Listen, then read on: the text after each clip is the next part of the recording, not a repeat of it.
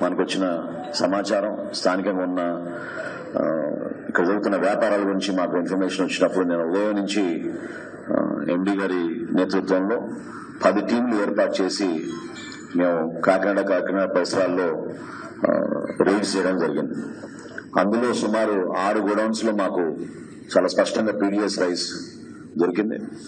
ఆ శాంపిల్స్ తీసుకుని వాళ్ళపైన చట్టపరంగా చర్యలు తీసుకోవాల్సిన బాధ్యత ఉంది కాబట్టి మేము దాన్ని తప్పకుండా ఆ విధంగా ముందుకెళ్తాం. సుమారు 7,615 మెట్రిక్ టన్నులు నిన్న సీజ్ చేశాం.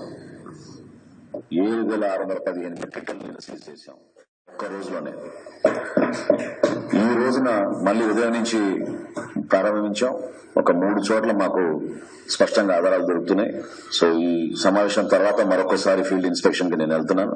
అక్కడ కూడా ఈ విధంగా వాళ్ళు ఆకుపైలో పాల్పడితే ఖచ్చితంగా వాళ్ళని ఆ మెటీరియల్ అంతా సీజ్ చేసేసి ఆ మిల్స్ క్లోజ్ చేసి వాళ్ళకి చట్టపరంగా మేము చర్యలు తీసుకుంటాం.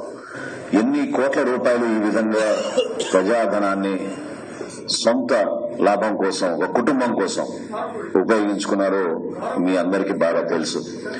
కాబట్టి ఆ మార్పు ప్రజలు కోరుకున్నారు. ఆ మార్పు మేము చేసి చూపిస్తాం. ఇందులో నిజాయితీగా ప్రతి ఒక్కరు పనిచేయాలి.